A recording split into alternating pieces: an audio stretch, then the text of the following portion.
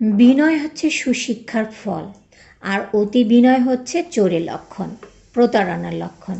নিজের যোগ্যতা, ক্ষমতা এবং গুরুত্ব থাকা সত্ত্বেও নিজেকে নিয়ে অতিরিক্ত অহংকার না করার নামই হচ্ছে বিনয়। একজন সুশিক্ষিত মানুষ জানে যে জ্ঞান হলো অসীম এবং সে যা জানে তার থেকে জানার বিষয় আরও অনেক বড় এবং বাকি আছে।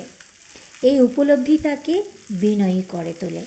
সুশিক্ষা মানুষকে শেখায় কিভাবে অন্যদের মত ও অবস্থানকে সম্মান করতে হয়, অহংকার এবং দাম্ভিকতা থেকে বিরত থাকতে হয়।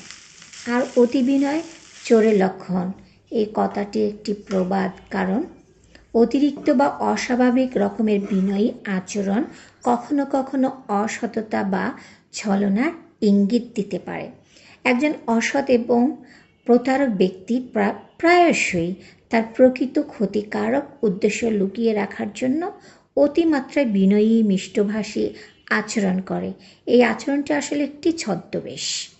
অতিরিক্ত তোষামোদ বা বিনয় প্রদর্শন করে সে তার শিকারের বিশ্বাস দ্রুত অর্জন করতে চায়, যাতে সুবিধা নেওয়া এবং প্রতারণা করা সহজ হয়।